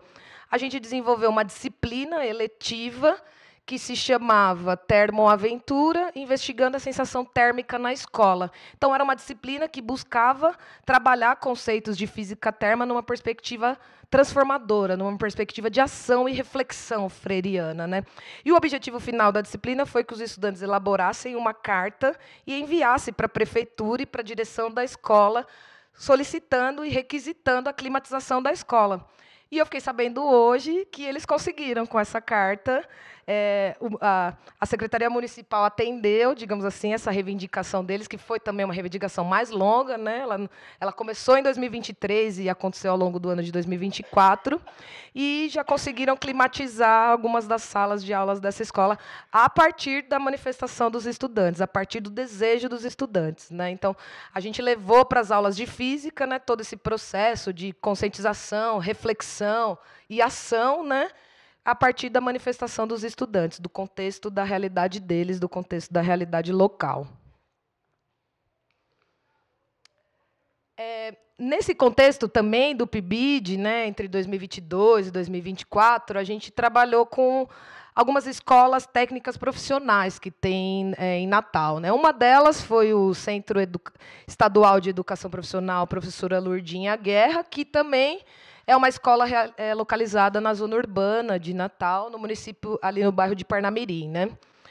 Mas é uma escola técnica de médio porte, né, de aproximadamente 200 estudantes, e também de educação em tempo integral. Quando a gente realizou a investigação temática, né, quando os pibidianos realizaram essa investigação temática junto à comunidade escolar, um tema que chamou a atenção, que era um tema, assim, digamos, completamente invisível na educação em tempo integral, né, que era o excesso das disciplinas e a falta de tempo ósseo, né? Então, essa é uma problemática bastante atual que vem aparecendo em algumas pesquisas que se debruçam, né, nos estudos das escolas de educação em tempo integral, que é a falta de ócio, né? Os estudantes reclamam, tem muita disciplina, tem muito trabalho, e eles não têm tempo para realizar esse trabalho, não têm tempo para processar. É o ócio criativo, né? O João Zanetti, para quem conhece, ele defendia bastante, né? O ócio criativo, a importância do ócio criativo na educação e na construção do conhecimento, né? E aí a gente elaborou um projeto de uma disciplina eletiva que se chamava Física Além das Fórmulas. Então, era um projeto de física, que a gente levava de diferentes temas de física através de diferentes perspectivas. Um tema, por exemplo, era trabalhado através do cinema, através de filmes, um outro tema através da literatura, um outro tema através de obras de artes, né? Então, o objetivo era apresentar a física além das fórmulas, digamos assim, numa perspectiva mais relaxada da física, né? E não tão formalista, não tão formulista, né? No sentido de promover uma física mais tranquila, uma física mais relaxada para os alunos, porque eles se sentiam muito pressionados, né, com as fórmulas, com os exercícios, com as listas de exercícios que eles tinham com o professor de física daquela escola, né? Então, foi um tema aí que a gente não esperava, né? Foi um tema bastante, digamos assim, inesperado na nossa realidade, mas que surgiu da investigação temática com os alunos naquela escola, né, no CEP Lourdinha Guerra. Em 2024, a gente passou aí por uma mudança dos projetos do PIBID, né? A gente teve o encerramento de um edital em 2024 e, no final do ano de 2024, um novo edital iniciou no PIBID, né? E aí, nesse novo edital, a gente conseguiu aí escolher 3 escolas, né? Uma escola de educação em tempo integral e 2 de ensino médio regular, né? Então, uma só era em tempo integral. E, em dezembro de 2024, antes da gente começar o PIB de Física, já aconteceu um grave episódio que gerou para a gente alguns temas que estavam aí ocultos na nossa investigação temática, né? Em 2024, no final do ano, uma professora sofreu um atentado, né, por uma estudante secundarista, né? A estudante entrou na escola armada e ela queria, né, atirar na professora. Por um evento ali do acaso, um outro estudante secundarista entrou na frente e recebeu o tiro de raspão. Então, essa é a realidade do Rio Grande do Norte, gente. Tem que contar a realidade mesmo, né? E não é só lá, claro, é de quase todo o Brasil, né? E aí, esse evento, né, ele foi bastante alarmante, né? Apareceu também em todos os noticiários do RE, de Natal, né? E por que ele nos afetou, né, diretamente? Foi o primeiro dia que os estudantes bolsistas do PIBID estavam visitando a escola. Então, os bolsistas do PIBID ainda não tinham começado a investigação temática, não tinham começado o projeto do PIBID. No primeiro dia que eles foram visitar a escola, eles vivenciaram esse atentado, né, da secundarista. E aí, a partir desse atentado, a gente começou as nossas investigações temáticas, e começou a investigação temática nessa escola em específico, né? E aí eu trouxe um vídeo para vocês, bem curtinho também, que mostra como foi esse atentado, né, o relato aí da diretora da escola desse atentado, né? Então, esse foi o contexto, digamos assim, real da escola, né, que a gente vivenciou. Menor, né, um menor de idade, a gente não sabia revistar mochila, nada. Então, o que ela trouxe, a gente não sabia, né? Só descobriu depois, quando a polícia chegou e começou a investigar. Isso aconteceu por volta de que horas? Era umas 8 horas, mais ou menos. Estava começando a aplicação das provas. Todo aquele material, armas, punhal que ela tinha, estava tudo na mochila? Algumas coisas estavam na cintura dela e outras estavam na mochila. E a dinâmica do que aconteceu, assim, tipo, ela foi para cima de uma coordenadora, foi isso? De uma professora coordenadora? Não, eu não sei exatamente. Eu não estava no corredor, eu estava na minha sala, eu só escutei o barulho do tiro e quando eu cheguei no corredor, a aluna já estava no chão, imobilizada. E aí o que eu soube é que ela chegou na sala já fazendo, né? Ela não falou nada, não anunciou nada, já chegou para resolver a questão. Porque a gente não sabe qual era a questão que ela tinha. E qual o clima entre os professores hoje? Como é que está a atenção? Todo mundo está muito nervoso, todos foram dispensados, alunos, professores, funcionários, a escola ficará fechada hoje. Já aproveito para avisar que não teremos nenhuma atividade mais hoje. Também conselho, né, da polícia, feche, para que a gente possa investigar e vocês fiquem em maior segurança. Ficaremos lá dentro trabalhando até resolver tudo e fecharemos e iremos embora também. Só o pessoal da obra que vai ficar trabalhando mesmo. Você falava um pouco sobre quem era essa aluna, né? Como é que ela era no dia a dia? Conta pra gente. A gente não tem informações sobre ela especificamente por ela ser muito ausente, certo? Não temos nenhum relato, nenhum problema envolvendo a escola, professor, aluna, por isso que a gente tem ainda que buscar essas informações. A perícia está sendo realizada agora, a Polícia Civil disse em que esse crime deve ser, tentativa de homicídio? Não sei informar, porque já veio a Polícia Militar, né, a Polícia Civil, então não sei. Eles pediram até para informar que o Departamento de Imprensa da Polícia Militar que vai passar mais informações.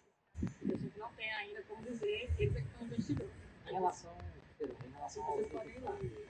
ele foi atingido essa ele?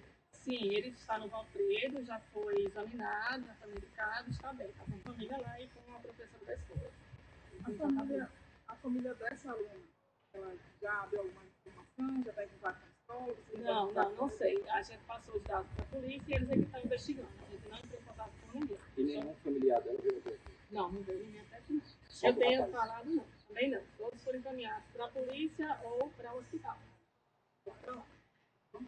Muito obrigado. Bom, esse vídeo também inspirou a gente a desenvolver alguns projetos nessa escola, né? Depois do atentado, né, os estudantes começaram o PIBID. Então, esse foi o primeiro dia do PIBID, né? Imagina, né? Os nossos estudantes bolsistas acabaram de entrar no projeto, super felizes e empolgados, presenciaram esse atentado na escola, né? Mas aí a gente conseguiu, né, refletir e se aprofundar um pouco mais sobre as causas e as consequências desse atentado, né? E a gente conseguiu realizar a investigação temática para levantar as situações limites dessa escola, né? Nessa investigação temática, a gente percebeu que existia um grande problema nessa escola. A comunidade ao redor da escola não conhecia ninguém da escola. E as pessoas envolvidas na escola, professores, funcionários, não moravam na comunidade, residiam em outros bairros. Então, não tinha uma interação, não havia uma interação entre escola e comunidade. E aí a gente começou a pensar em formas de desenvolver projetos que promovessem essa interação entre a comunidade e a escola Berilo Vanderlei, que foi a escola do atentado, né? E aí, agora a gente está numa fase inicial do desenvolvimento desses projetos que vão ser aplicados nesse ano, né, em 2025, e que a nossa investigação temática gerou esse tema gerador, né, a importância e a necessidade da ressignificação do papel da escola e do conhecimento científico, né? Então, e a necessidade da integração da comunidade com a escola. Assim, só para trazer, eu não trouxe tantos detalhes disso, porque a gente está elaborando o projeto nesse mês mesmo, de maio, né? A escola vai desenvolver alguns projetos, por exemplo, do Dia da Astronomia, Dia do Sol, Dia da Gravidade, que vão ser dias temáticos em que a escola vai abrir as portas da escola para a comunidade participar das atividades dentro da escola.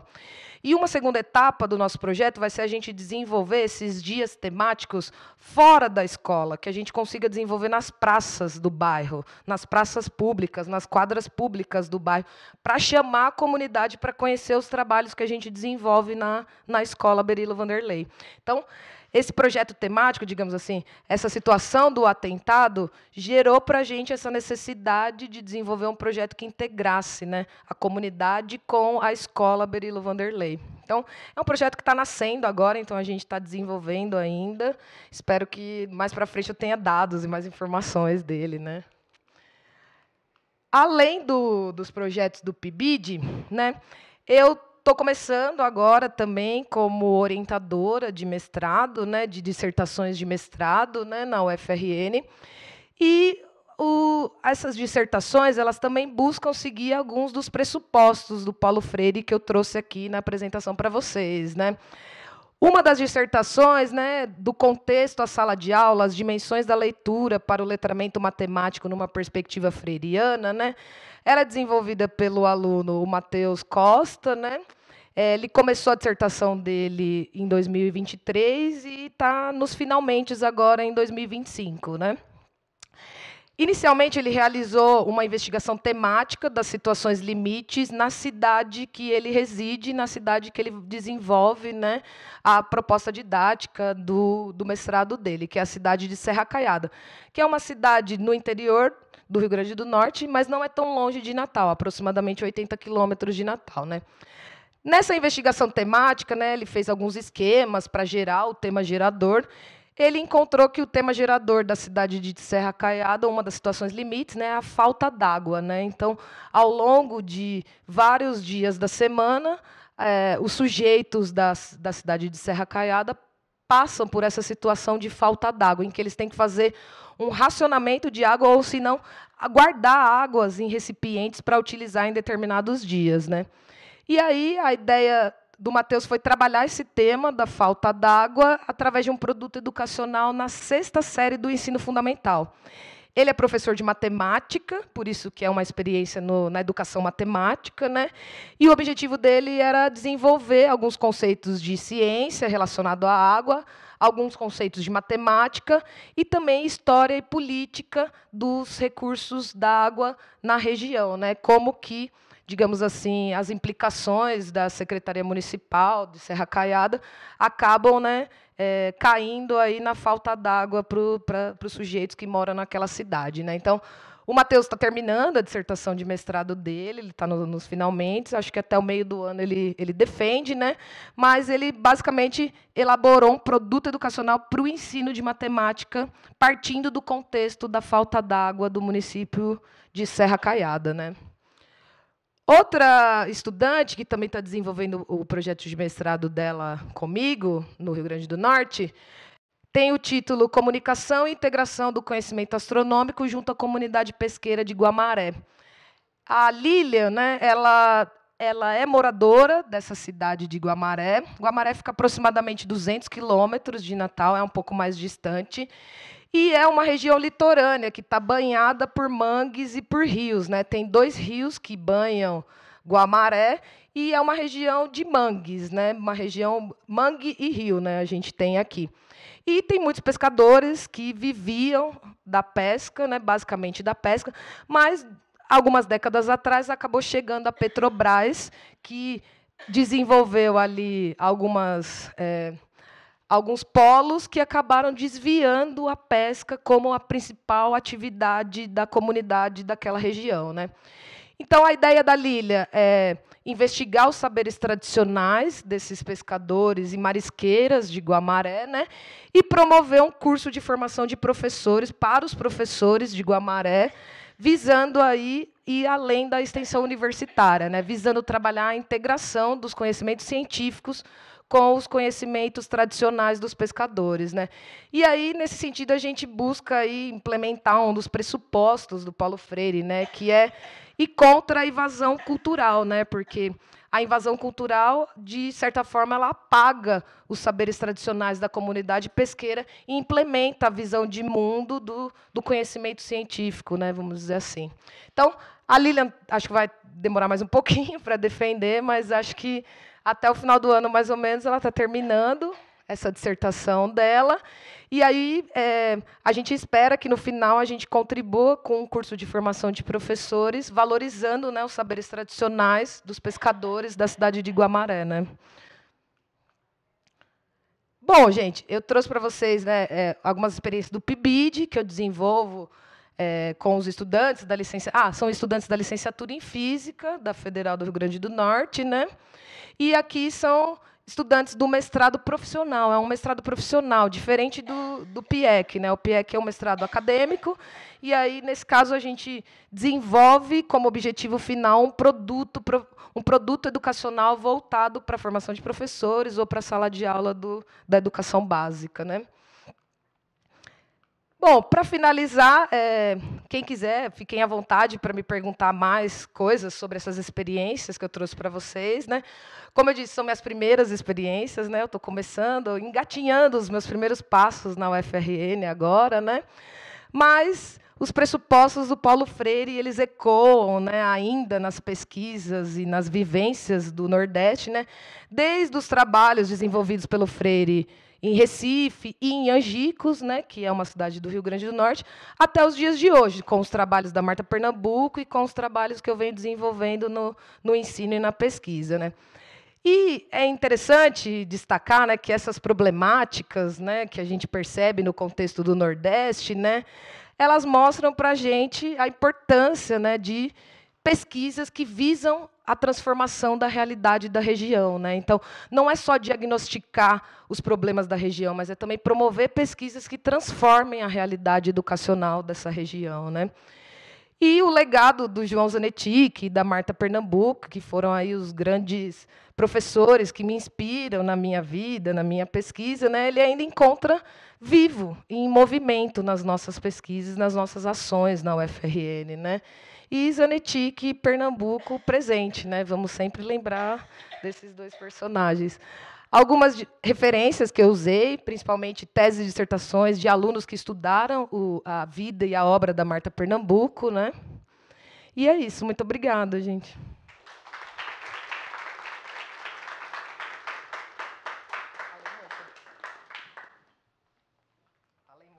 Imagina.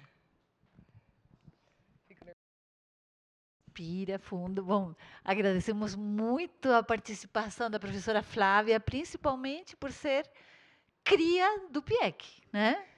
Desculpa, cria, né? Porque já a cria cresceu.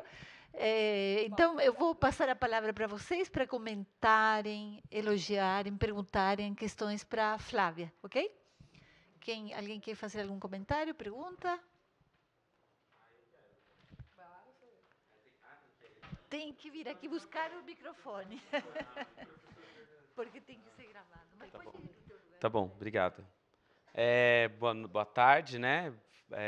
Flávia, excelente. Eu não sei vocês, mas eu não tinha tantas informações sobre a Marta. Acho que é bem legal, né, a gente saber de tudo isso. Eu queria fazer duas perguntas. Primeiro um comentário, coitada da diretora, né, de ter que fazer uma entrevista depois da situação dessa. Pelo amor de Deus, é algo... Nossa, constrangedor. Mas, enfim, queria saber duas coisas, né? Quando você vai trazer essas suas situações do PIBID, queria saber como é que, por exemplo, lá na escola integral, que eu não vou lembrar o nome, que era da sensação térmica, né, que foi da entrevista, queria saber, assim, essa disciplina que foi dada, ela tinha... porque a minha preocupação por trás de tudo isso é a questão do currículo a ser desenvolvido, né? Que deve ter algum currículo lá para ser desenvolvido. Aí eu queria saber como que era essa relação, né? Quer dizer, se isso era uma coisa, como eu diria, à parte, né? Além daquilo que o professor de física já desenvolvia num outro determinado horário, ou se isso já era, sei lá, alinhado com a disciplina do professor, enfim. E também quem eram os alunos que mais participavam nessa situação. Porque, para mim, eu estou pensando no currículo, né? Estou pensando como é que... E aí, também, nessa perspectiva de como é que um projeto do PIBID vai dialogar com aquilo que a escola tem como uma exigência lá de currículo, tá? E a outra coisa que eu queria saber, assim, mas, enfim, só por curiosidade, é na perspectiva de formação de professores, você como professora, né? Então, eu queria saber se alguma dessas ações... porque você não comentou, né? Então, alguma dessas ações, particularmente do PIBID, mas pode ser do mestrado do Matheus, se tem alguma, como eu diria, alguma dessas ações, se elas estão sendo também discutidas ou desenvolvidas na graduação, se você faz alguma coisa. Tá bom? É isso. Tá. Obrigada, Fernando. Fernando não vale, que ele é meu amigo da pós. Tem que vir perguntas de vocês, que não me conhecem. A primeira pergunta, né? Como que a gente conseguiu implementar esses projetos levando em conta que o professor já tem um currículo para cumprir, né? No novo ensino médio, a gente tem os itinerários formativos. E aí, um dos itinerários formativos são as eletivas. E as eletivas são propostas autorais. Então, os professores das escolas eles podem elaborar uma eletiva de acordo com a perspectiva dele, ou da escola, vamos dizer assim, né? E aí a gente aproveitou essa brecha, né, vamos dizer assim, do currículo para elaborar uma proposta de uma disciplina eletiva. Então, não foi no contexto do itinerário formativo lá da física. A gente fez uma disciplina nova, eletiva. Agora, o nosso desafio no PIBID de 2024, 2026, é justamente levar esses projetos para a física, né? Para não ter que elaborar uma disciplina nova, uma disciplina eletiva, para a gente conseguir inserir dentro do currículo escolar, né? Mas eu diria que, sim, em termos freirianos, é o contexto da realidade que vai gerar o currículo, né? Que vai gerar o conteúdo programático, né? Então, a gente acaba fugindo um pouco do conteúdo programático. É uma, digamos assim, uma escolha, né, freiriana. A gente foge do conteúdo programático para priorizar a escolha dos temas, a escolha das atividades a partir da realidade da investigação, né, temática. Então, mas nesse contexto do 2022, 2024, escolher as eletivas facilitou a gente implementar essa proposta, né? Agora a gente está com outro desafio, né? Não vamos olhar muito para as eletivas, vamos olhar para os itinerários de física mesmo e tentar inserir nesses itinerários, né? E aí na formação de professores, né? Essas propostas que eu estou desenvolvendo com os alunos do mestrado, elas ainda estão muito novas, são muito recentes, né? Então, a minha ideia, principalmente o trabalho do mestrado da Lilian, que é uma investigação dos saberes tradicionais da comunidade pesqueira, né? E como integrar isso com os saberes científicos, com os conhecimentos científicos, né? A minha ideia é que, quando ela tiver o produto educacional voltado para a formação de professores, a gente consiga levar para a licenciatura. A outra dissertação, que eu mostrei aqui como exemplo, né, foi um produto educacional voltado para o ensino fundamental. Talvez, se a gente pudesse trabalhar com professores do ensino fundamental, assim como a Marta trabalhou, né, no início dos projetos, né, a gente pudesse levar a proposta do Matheus para a formação de professores, né? Claro, se a gente voltar o nosso foco para a formação de professores dos anos iniciais. Mas o outro projeto, que é o projeto da Lília, eu já vejo que cabe mais numa licenciatura em física. O do Matheus caberia talvez num projeto de formação de professores do ensino fundamental, né? Não numa licenciatura em física, né? Mas, não sei, tem outros projetos de matemática que a gente desenvolve também no PIBID de física, né? Então, é muito comum, né, os nossos professores relatarem que quando os estudantes chegam na primeira série do ensino médio, eles não têm um nível bom de matemática, um nível desenvolvido, né, de matemática. E aí a gente acaba desenvolvendo no PIBID também projetos de fortalecimento, né, dos conhecimentos de matemática, né. Tem um que a gente está desenvolvendo esse ano, acho que eu não coloquei, né, porque está bem no começo agora. A gente está desenvolvendo agora, em maio, né, que é para trabalhar a física e a matemática dos alimentos em uma das escolas, que é um técnico profissional que tem nutrição na escola. Como na escola tem esse técnico em nutrição, então a gente olhou os projetos da escola e fez uma investigação temática, e aí, pela investigação temática, surgiram esses temas, né? Nutrição, alimentos, que mais? Essa dificuldade de matemática básica, né? E aí a gente está elaborando um projeto assim, física dos alimentos, física e matemática dos alimentos, né? Mas ainda é complexo, né? A gente sair de um PIBID e ir para sair de um produto educacional do mestrado e ir para a formação de professores, né? Acho que esse movimento pode vir futuramente. Acho que pode vir futuramente. Agora eu estou bem engatinhando, né?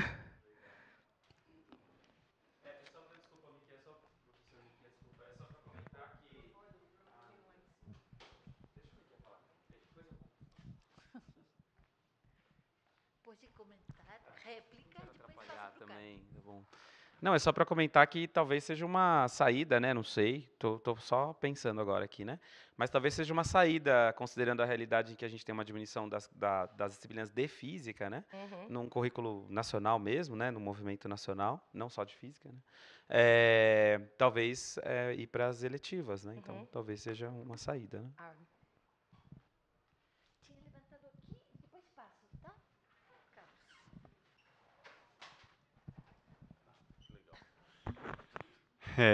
Celular voador. Não, primeiro, muito obrigado, né, Flávia? É sempre muito bom te ouvir. Uma coisa que eu fiquei muito reflexivo, né, na sua apresentação, na verdade, primeiro um contexto, né? Estou trabalhando no acervo histórico aqui do Instituto e a gente está agora reorganizando o acervo histórico do Ernest Hamburger, né? E muito legal saber que ele orientou a Marta, nem tinha essa informação, né? Mas ele valorizava muito também essa questão da extensão universitária, né? E essa extensão muito nesses moldes de uma atuação mais política, né? Até a ideia da Estação Ciência, acho que tinha muito a ver com isso, porque era para ser um espaço multipropósito, né? Digamos assim. E aí minha pergunta vai muito nesse sentido, assim, mais uma reflexão geral, na verdade, nem é uma pergunta, uma pergunta.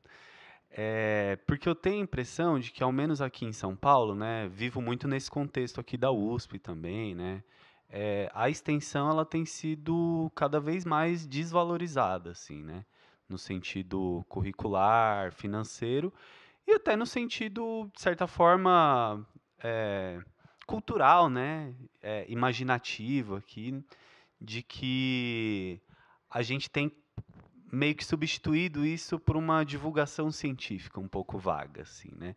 Então, sei lá, quando a gente conversa entre os colegas da graduação aqui, a gente vê muito mais colegas buscando ser divulgadores científicos, esse tipo de coisa, do que falando, eu quero fazer um projeto de extensão nesse molde, atuar na comunidade. Então, se você puder comentar um pouquinho sobre isso, eu agradeço, mas em especial tratar um pouco dessa questão, se lá no Rio Grande do Norte isso tem sido valorizado, né, nesse sentido de realização de projetos.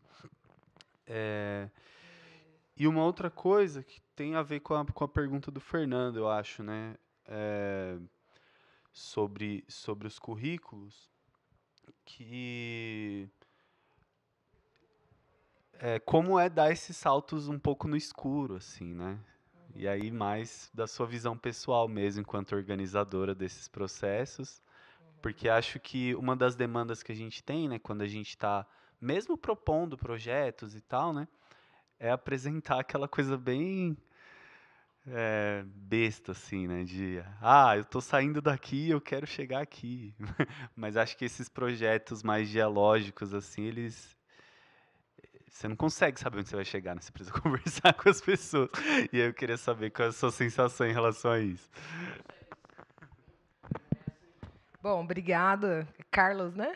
Eu não errei o nome. Obrigada, Carlos. Primeiro, né, a extensão universitária, né, ela deveria fazer parte, né, como uma das 3 áreas da tríade universitária, né, vamos dizer assim, né. E acho que os problemas que a gente tem com a extensão universitária aqui, a gente também tem com a extensão universitária lá em Natal, né. Ela é bem mais, digamos assim, ela não tem tanta visibilidade e não ganha tanta importância quanto a pesquisa e o ensino. Mas eu vejo assim que no Rio Grande do Norte, pelo menos com os trabalhos da Marta, com os trabalhos que alguns colegas vêm desenvolvendo, a gente busca fazer uma extensão que olha para os problemas da realidade, da comunidade mesmo, né? Da comunidade, tanto da comunidade escolar quanto da comunidade ao entorno das escolas, né? E eu não sei se é isso que falta aqui para São Paulo, né? A gente tem inúmeras realidades, inúmeras situações limites aqui do entorno da universidade que a gente nem olha, que a gente negligencia, a gente finge que não existe, finge que não vê, né? Mas lá também, muita gente finge que não vê. Mas acho que essa herança, né, dos trabalhos do Paulo Freire, dos trabalhos da Marta, faz com que a gente passe a olhar a extensão como uma via para olhar os problemas da comunidade, para trabalhar com os problemas da comunidade, né?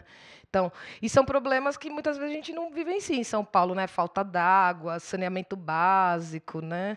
Então, muitas pessoas vivenciam aqui, mas fingem que não vivem, né? Negligenciam. Agora lá é um problema cotidiano, né? A falta d'água, saneamento básico. Então, me parece que o contexto do Rio Grande do Norte faz com que a gente olhe mais para esses problemas da realidade, né? Para essas situações limites, né?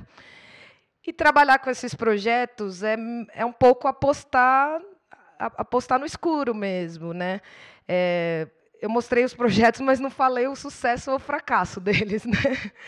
Mas muitos dos projetos eles são fracassados mesmo, né? Porque depende do envolvimento dos estudantes, depende do envolvimento da comunidade escolar, depende do envolvimento dos supervisores, do PIBID, né? E aí, ao longo desses projetos do PIBID, eu diria que tem um elemento que a gente tem que trabalhar, que é a motivação, né? A motivação e a esperança, que também é um elemento freiriano, né? O próprio Freire, né, defendia, né, que educação é um ato de esperançar, né? Você ter esperança de que vai transformar aquela realidade, de que vai transformar o contexto dos sujeitos, né? Então eu busco agir nessa perspectiva, né? Os projetos que eu desenvolvo são projetos que eu traço uma esperança de que eles vão dar certo, né? Alguns deles não deram certo, alguns deles foram fracassados, né? Mas de qual ponto de vista é um fracasso, né? Do ponto de vista da formação de professores não é fracassado, né? Do ponto de vista do sucesso escolar pode ser um fracasso, mas da formação de professores não é um fracasso, né? E aí eu vejo que com os alunos da graduação tem que trabalhar esse elemento, né, motivacional e da esperança, né? Vamos ter esperança de que a gente vai conseguir, de que a gente vai conseguir transformar uma realidade, né? Como aconteceu da escola que ganhou a climatização, né, do município, né? Mas eu não esperava que isso iria acontecer. A gente buscava a reflexão e a ação, né, ao mesmo tempo, né? Um projeto que desenvolvesse ação e reflexão. Mas a transformação da realidade é o último passo e é o passo mais ambicioso. Eu diria que é o passo utópico do Paulo Freire, né? E é conviver nessa utopia, conviver nessa esperança e incentivar, né, os estudantes. Não sei se eu respondi.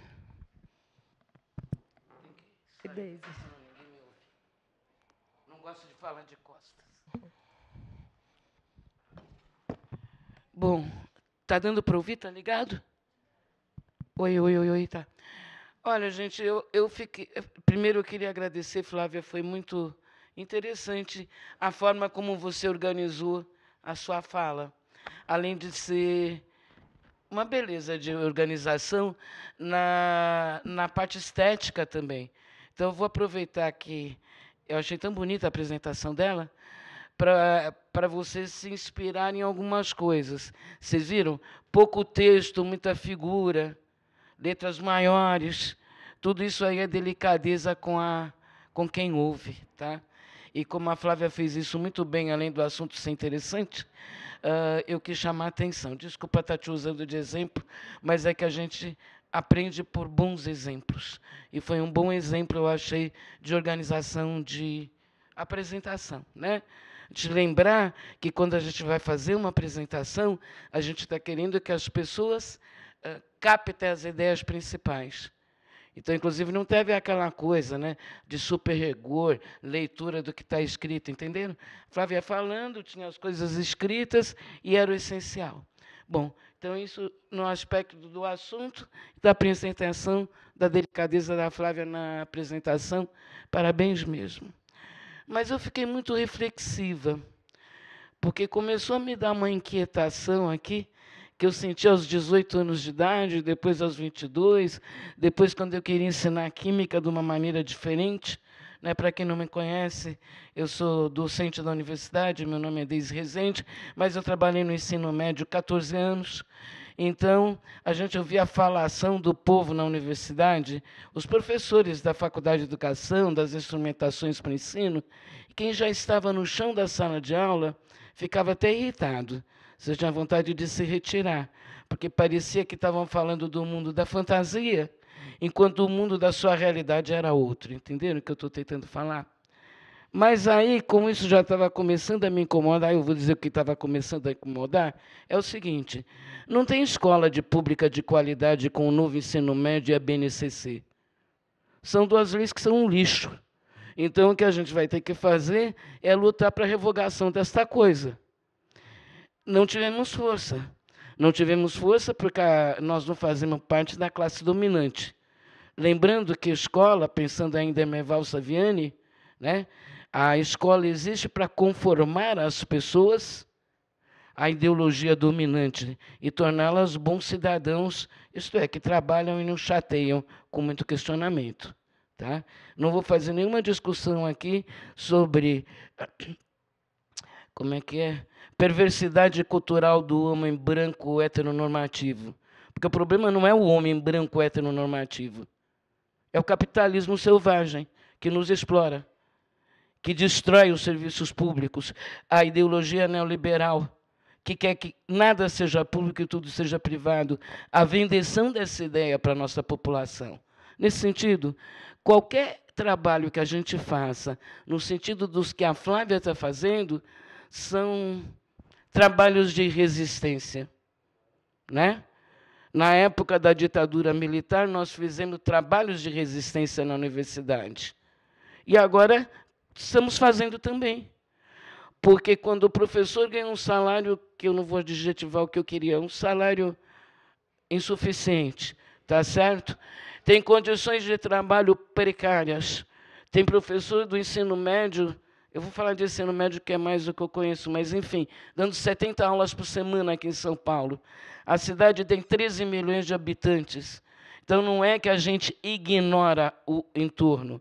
É que, enquanto numa cidade menor, Alegre, no Espírito Santo, onde tem ex-aluno meu, com 32 bolsas de PIBID, você muda a realidade da cidade mais a das cidades circunvizinhas. Em São Paulo, mesmo a gente escolhendo escolas campo para os estágios, que foi uma briga, quer dizer, uma ideia pela qual eu lutei muito, não deixar o aluno escolher qualquer uma, a gente ter escolas campo, para ver se os nossos esforços tinham concentração em algum lugar, entenderam? Para ter algum trabalho que frutificasse naquela escola. Isso tem acontecido. Mas parece que é uma gota no oceano, porque é muita escola, é muita gente, é uma rede enorme. Então, desculpa o aluno aí, eu estava de costas, não vi quem foi. Não, pelo contrário. Historicamente, o que está acontecendo agora é uma valorização da extensão na Universidade de São Paulo. Na progressão de carreira, nos contratos, na Química teve até contrato para divulgador científico, divulgação científica no Instituto de Química. Divulgação científica é um dos aspectos da extensão, não vejo nenhum tipo de separação, porque é uma maneira de você estar no contato com a sociedade, dando satisfação a ela. E agora tem ainda a curricularização da extensão. Então, embora eu deteste essas leis ditatoriais, mostra que está tendo uma valorização da extensão. E hoje em dia, inclusive, quando você é doutor XYZ, doutor 1, você bota em que você vai atuar no quadriênio, e uma das possibilidades é que vai dizer que vai atuar em extensão e ensino. Principalmente, isso é possível, no projeto individual que a gente faz no Instituto de Química. Então, não confere que está caindo o interesse. Pelo contrário, a USP, lentamente, como sempre, porque nós somos enormes, porque é muito grande nossa estrutura, então, para ela se mexer, é diferente de um lugar que é emergente. Aqui está quase submergente, mas é muito grande. É muito grande hierarquicamente, ela tem poder concentrado, só os titulares mandam, a gente precisa de uma reforma do Estatuto da USP, etc, etc, etc. Tá? Mas a gente tem que lembrar que é uma universidade enorme. Então, às vezes, a gente nem sabe o que está rolando. O que não quer dizer que a gente não possa denunciar e coisa e tal. Tá? Mas não estou defendendo a USP em tudo, não. Tá? E aí eu estava querendo falar isso. Mesmo quem se sentiu meio nervoso, veja bem, quase impossível aqui em São Paulo, e vai ficar mais impossível. O que foi que o nosso querido governador fez? São quantas escolas, alguém lembra aí? Acho que são 78 escolas que vão ser cívico-militares. Tá? Ninguém vai dar, assim, um espirro dentro daquela escola que não esteja previsto numa apostila. O que é a essência do pensamento do Paulo Freire é que o currículo prescritivo engessa, né? Então, inclusive, eu até achei engraçado, porque se o ensino é cheio de fórmulas e coisa e tal, de física, que sentido não fazem, é porque aquele ensino está muito ruim. Certo? Não é que a gente precisa vir com outro treco para animar os alunos. Aquele treco original, que o sentimento dos alunos precisava de ócio criativo. Ócio criativo devia ser na escola. Certo? Eu digo para que as pessoas aprendessem pela belezura das coisas. Eu não estou nem defendendo que tem que ser útil, que tem que ser isso, que tem que ser aquilo, tem que ser bonito. O que não é bonito não envolve, gente. Então, nós estamos com um problema de excesso de prescrição, de exames nacionais, de exames aqueles de categorizar coisas, e o abono do professor depende disso. Essa é a realidade. Então, o que a Flávia está fazendo é maravilhoso, porque tem uma válvula de escape ali. Né? E no futuro, eu espero que com discussões mais efetivas e coletivas, né? Então, lembrar, uma andorinha não faz verão.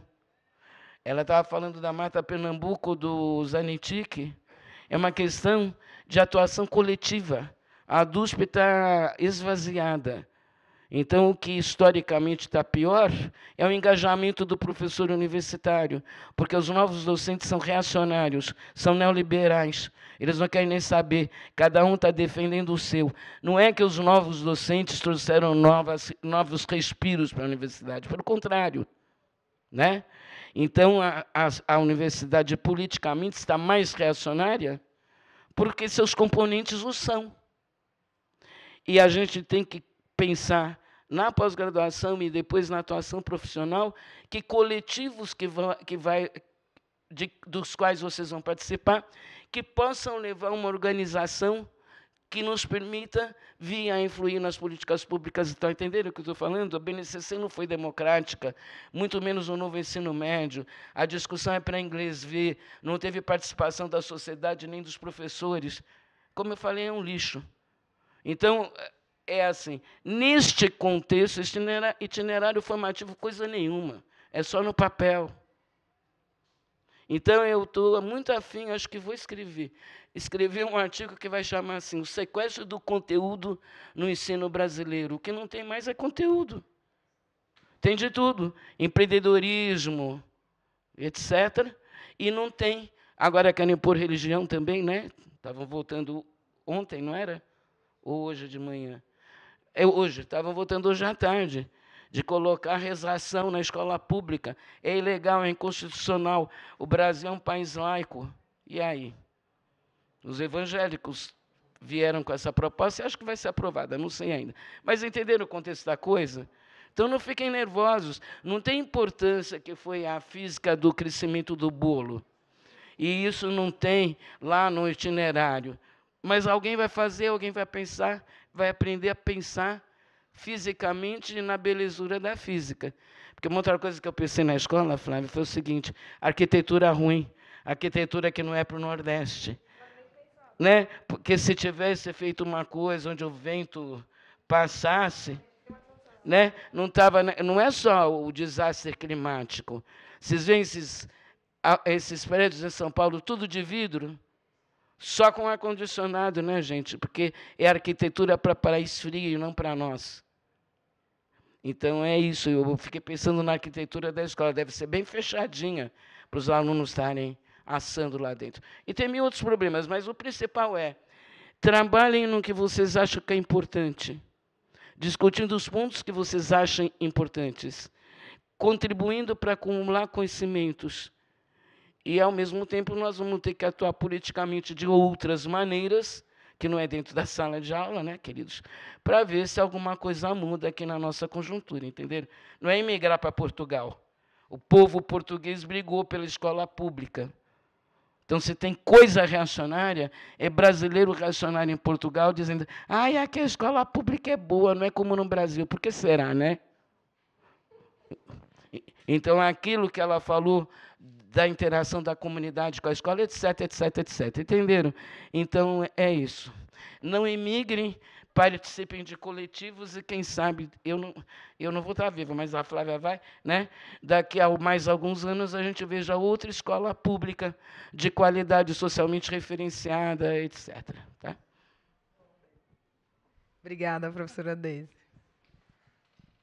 Bom, eu acho que vou ser bastante breve, né? Porque a Deise falou bastante coisa que eu ia falar, principalmente em relação a... roubei algumas ideias. Principalmente a história da curricularização, né? Eu ia enfatizar isso, que realmente melhorou. Eu acho que, eu não sei como é que vai ser na prática, né? Não sei, na prática veio o discurso muito bonito, né? Curricularização, mas eu acho que como se colocou aqui, né? Não sei como é que se realmente vai ter projetos que para contrapor esse ataque que a universidade sofreu. Eu acho que foi exatamente isso, né? No governo anterior, a universidade, especialmente a USP, sofreu muito ataque, né? E está acontecendo mundialmente, nos Estados Unidos, Harvard, essas coisas, está acontecendo isso, né? O conhecimento, né? Mas eu queria agradecer a Flávia aí, que eu tinha um compromisso hoje, eu acabei fazendo, porque eu queria realmente ver, para ouvir a história do João, né? Porque nós fomos colegas de sala aqui ao lado do corredor, exatamente isso, né? Então, eu vivi com o João e nós fizemos projetos, né? Então, a gente tem saudade, né? Um pouco assim, do tempo, né? Eu fui orientado pelo professor Hamburger, né? Na década de 70, fizemos grandes projetos. Eu falei: nossa, como é que estão os projetos aqui? Não tem mais projetos. É um país sem projetos, né?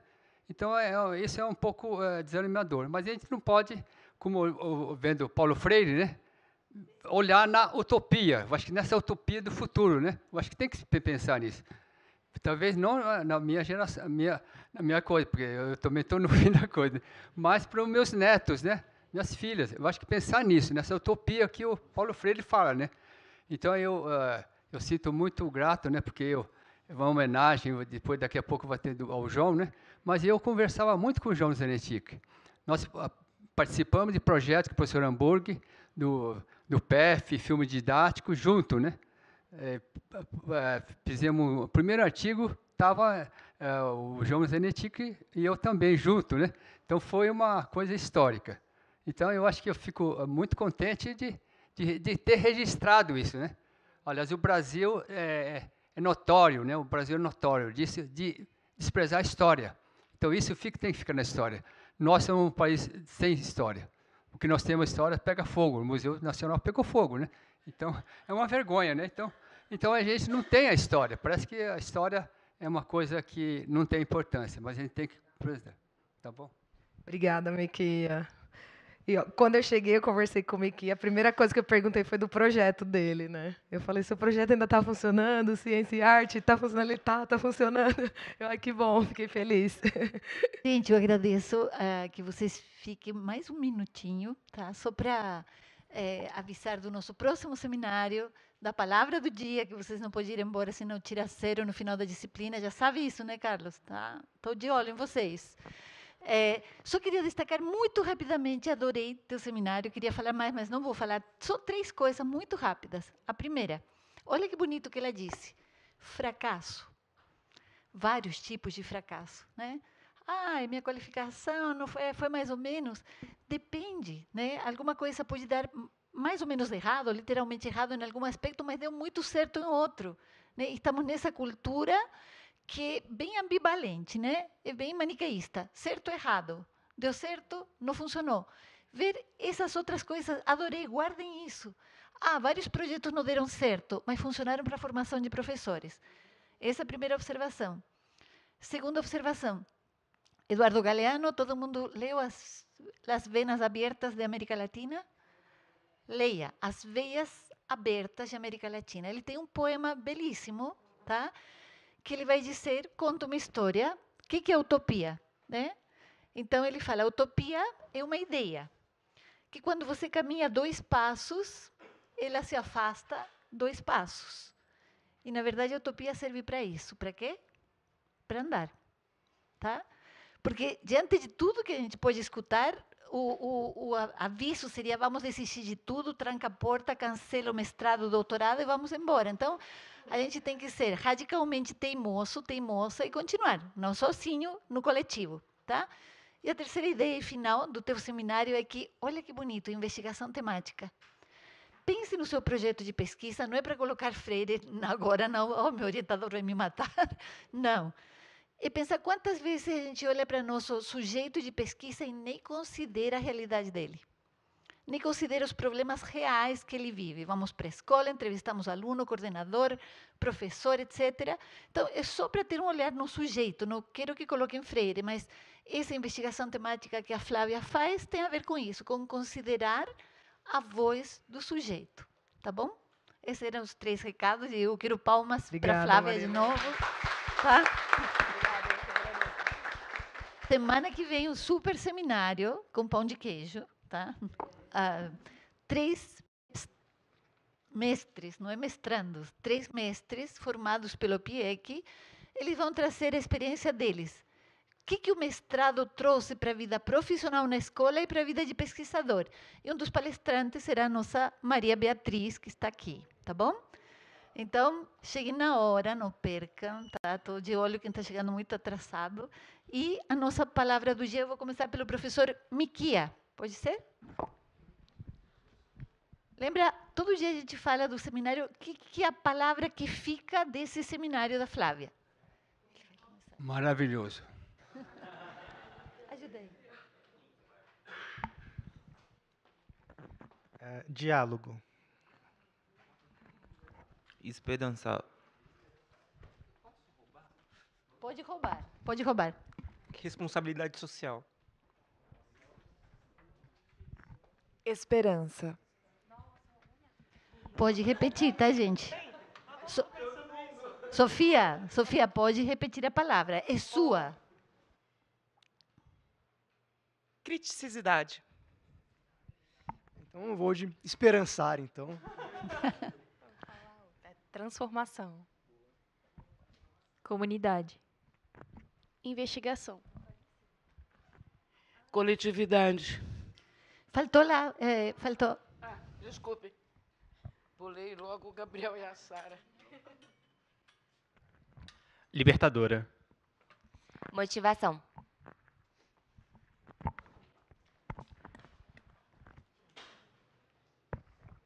Utopia. Abrir a escuta. Realidade.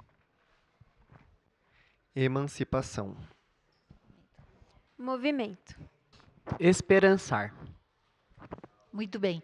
E só pensar, sempre eu repito isso, você fala, roubaram minha palavra. Só que, se estamos falando de Freire, cada sujeito tem uma história, um contexto, um mundo. Então, mesmo que todo mundo falasse a mesma palavra, são palavras diferentes, tá? Duas. Não faz mal, é um unitermo, digamos assim, aquecimento global. Queridos, super obrigada. Semana que vem, no mesmo horário, deixe seu like, se inscreva no nosso seminário, tá? Tá, tchau, gente.